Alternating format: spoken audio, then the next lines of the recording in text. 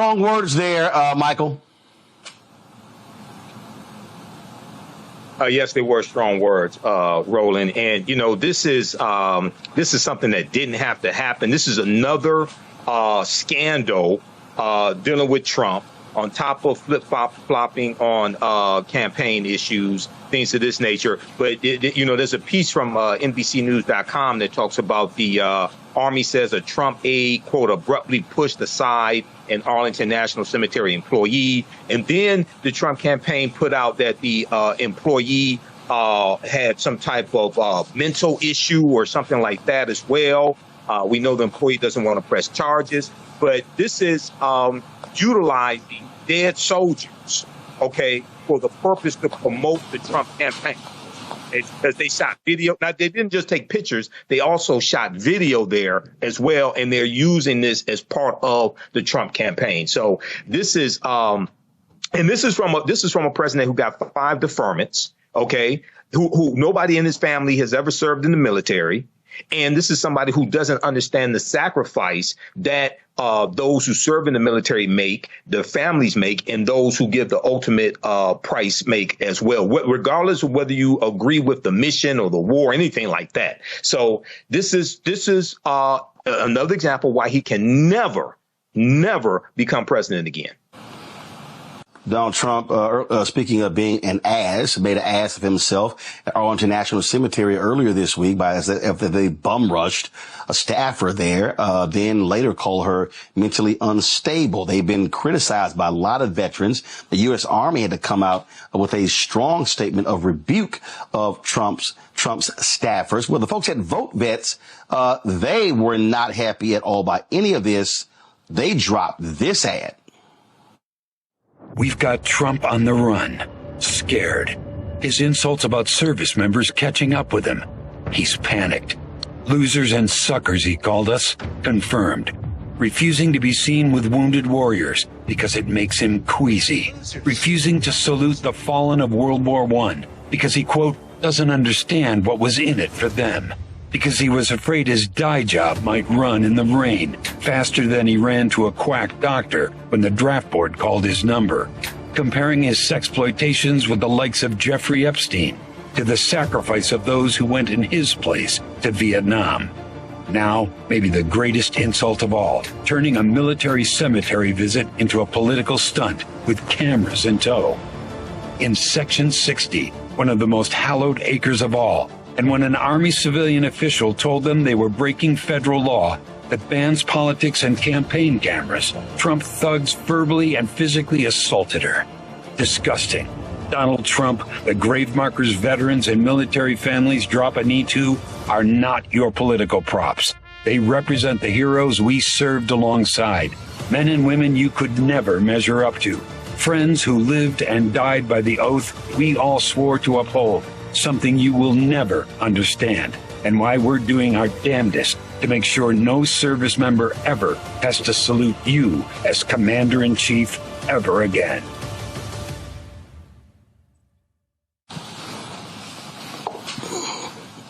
Yo, that is an ad right there.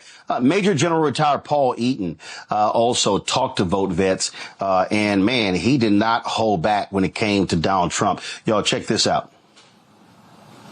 Ladies and gentlemen, this is Paul Eaton, Major General of the United States Army, retired.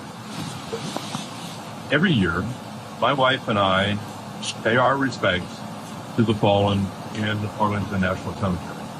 Some were killed in action. Some have died of natural causes.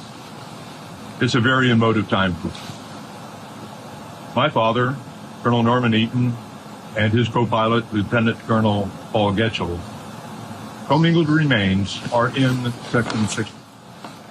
The remains of Lieutenant Ken Ballard, dear son of a close friend, Karen Meredith, are in Section 60. We have stood next to people crying, paying their respects to their sons, daughters, fathers. It's a very emotive event. To see a former president mugging for the camera should never, ever be Commander-in-Chief again for the Armed Forces of the United States. ever disgusting performance by former President Donald Trump. Thank you. Strong words there, Michael. Yes, they were strong words, Roland. And, you know, this is something that didn't have to happen. This is another scandal dealing with Trump, on top of flip-flopping on campaign issues, things of this nature. But, you know, there's a piece from NBCnews.com that talks about the Army says a Trump aide, quote, abruptly pushed aside an Arlington National Cemetery employee. And then the Trump campaign put out that the employee had some type of mental issue or something like that as well. We know the employee doesn't want to press charges, but this is utilizing dead soldiers, okay, for the purpose to promote the Trump campaign. Because they shot video. Now, they didn't just take pictures. They also shot video there as well. And they're using this as part of the Trump campaign. So this is and this is from a president who got 5 deferments, OK, who nobody in his family has ever served in the military. And this is somebody who doesn't understand the sacrifice that those who serve in the military make, their families make, and those who give the ultimate price make as well, regardless of whether you agree with the mission or the war, anything like that. So this is another example why he can never become president again. Oh, absolutely. In a moment, I'm going to play for y'all this almost 8-minute video that they put together. And let me tell you something. It is a strong video.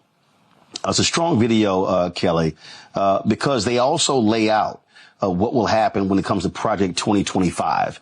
Again, if Donald Trump goes back into the White House. And so he's always trying to tout, how he loves the military. He loves veterans. But it's not necessarily the case. As you heard the retired General Eaton said, used as props. And so people need to understand the dangers that are in place if this, frankly, wannabe dictator, this just moral degenerate is back in the old office. Yeah, I mean, the most recent scandal of 45 and the issue with the cemetery, Arlington Cemetery, I mean, it's beyond disgusting to me. I come from a family of veterans. I come from a family who are currently in the military. I thank them for their service every time that I get. But to see a former president be that disrespectful on hallowed ground, it's just sickening to me. But to your point about him not caring about the military, I don't think he cares about people. And that is clear in his rhetoric. That is clear in his policies.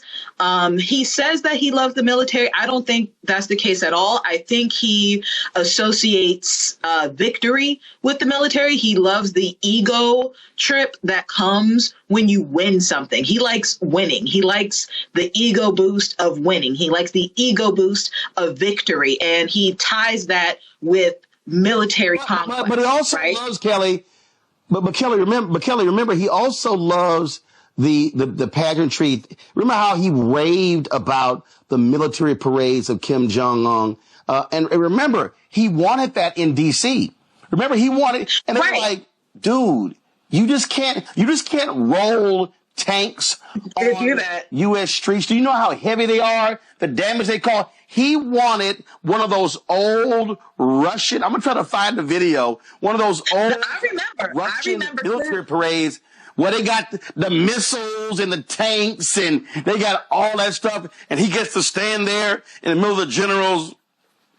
That's what he wants. Dictators do. That's what dictators do. But all of that is, but my point to that, Roland, you're right about what he wants and what he said he wanted, but all of that is tied to ego.